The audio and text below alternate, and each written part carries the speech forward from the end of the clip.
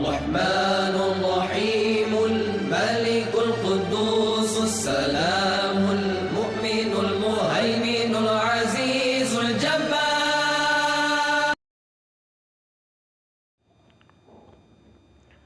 نحمده ونصلي ونسلم على رسوله الكريم اما بعد فاعوذ بالله من الشيطان الرجيم بسم الله الرحمن الرحيم وتمت كلمة ربك صدقا وعدلا لا مبدل لكلماته وهو السميع العليم. آمنت بالله صدق الله المولانا العظيم.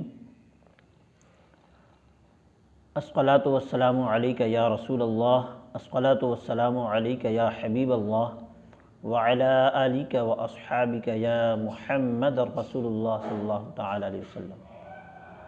معزز ناظرین، السلام علیکم ورحمۃ اللہ وبرکاتہ. بحمدہ تعالی و بتوفیق الہی، جیسا کہ آپ کو معلوم ہے ابھی کئی دنوں سے سلسلہ وار جس موضوع کو لے کر کے ہم روز آپ کے روبرو ہو رہے ہیں، اس موضوع کا نام ہے قرآن کریم کی صداقت. اس حوالے سے 4 نشست ہو چکی ہے. پہلی 2 سے 3 نشست میں ہم نے قرآن کریم کی فضیلت اور صداقت قرآن کریم کی آیات کی روشنی میں اور احادیث پاک کی روشنی میں ہم نے بیان کی، اور جو لاسٹ نشست گزری ہے اس میں ہم نے جن آیتوں پر اعتراضات ہوئے ہیں ان آیات کے جو خاص الفاظ ان آیات میں جو استعمال کیے گئے ہیں، ان خاص الفاظ کی جو لغوی اور ڈکشنری میں جو معنی بڑے بڑے ائمہ حضرات نے جو کی ہے اور بتائی ہے، اس کی طرف میں آپ کی توجہ کو مبذول کرا رہا ہوں.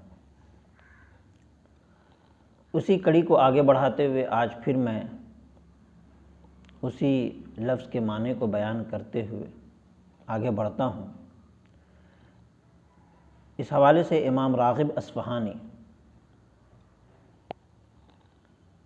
لفظ جہد کا معنی بیان کرتے ہوئے لکھتے ہیں، جہد سے الجہد والجہد دونوں کا معنی ہے الطاقت والمشقت، طاقت و استطاعت اور محنت و مشقت کے ہیں.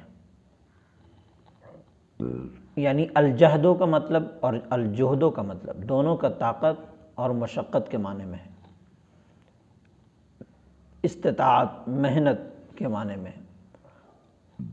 اور جہدوں کا معنی کسی چیز کا وسیع ہونا بھی ہے. الجہدوں کا استعمال انسانوں کے لیے خاص ہے.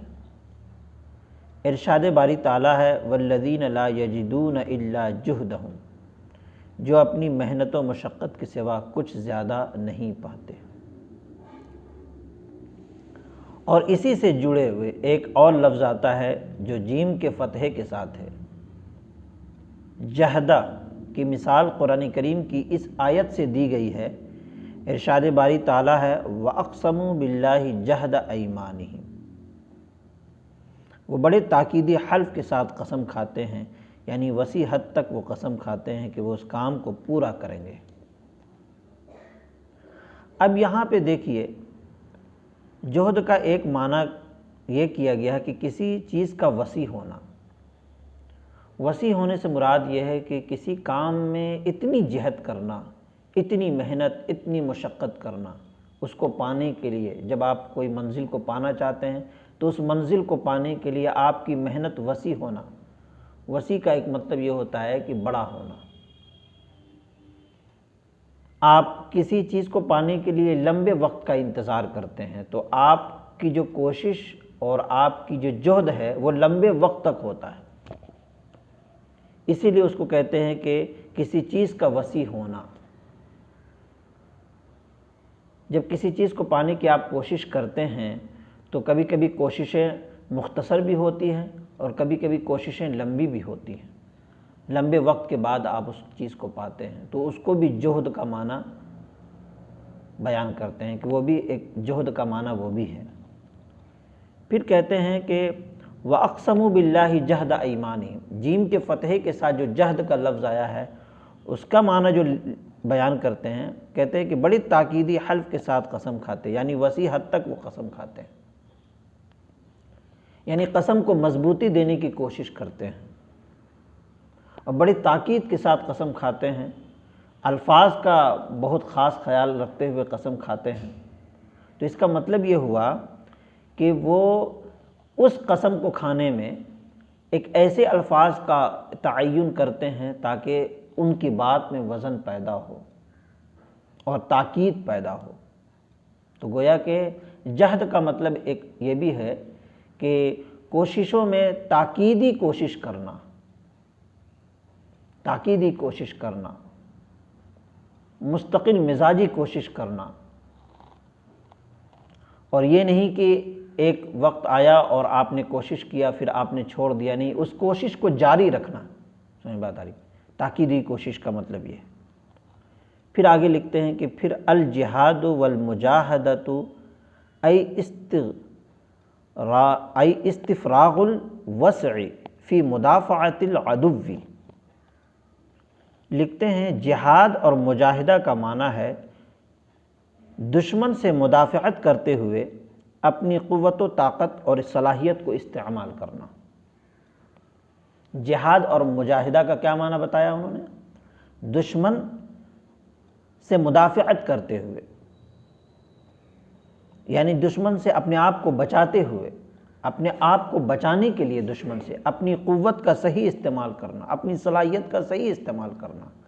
اب وہ دشمن کسی بھی روپ میں آپ کے سامنے آ سکتا ہے، وہ دشمن خواہشات کے روپ میں بھی آپ کے سامنے آ سکتا ہے، فکر کے روپ میں بھی آپ کے سامنے آ سکتا ہے، شیطان کے روپ میں بھی آپ کے سامنے آ سکتا ہے، غلط صحبت کے روپ میں بھی آپ کے سامنے آ سکتا ہے، وہ دشمن کسی بھی شکل میں آپ کے سامنے آ سکتا ہے۔ تو آپ اپنے آپ پر کنٹرول کرتے ہوئے، نفس کو خدا کی اتباع میں لگاتے ہوئے، اپنے دل کو خدا کی اتباع میں لگاتے ہوئے، اپنی فکر کو خدا کی اتباع میں لگاتے ہوئے، محبت میں لگاتے ہوئے، اور اپنی پوری صلاحیت کے ساتھ وہ دشمن جو آپ کو خدا سے جدا کرنا چاہتا ہے، رسول کی محبت سے جدا کرنا چاہتا ہے، اس کی مدافعت کرنا۔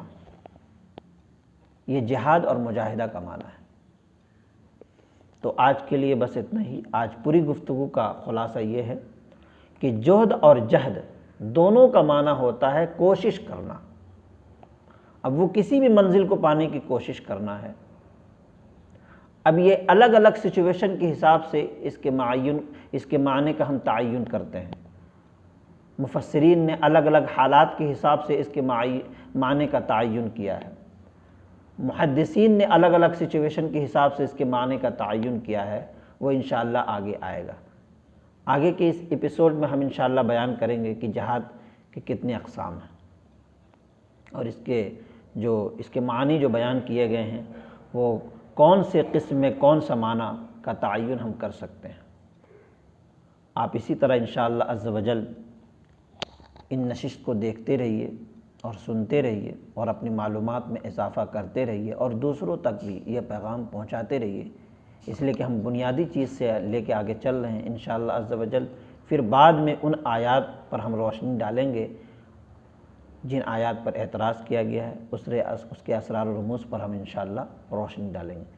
رب العزت کی بارگاہ میں دعا ہے کہ مولا کریم ہم سب کو کہنے اور سننے سے زیادہ عمل کرنے کی سچی توفیق عطا فرمائے۔ وما توفیقی الا باللہ، لا الہ الا اللہ، محمد رسول اللہ صلی اللہ تعالی علیہ وسلم، وما علینا الا البلاغ۔ السلام علیکم ورحمۃ اللہ وبرکاتہ۔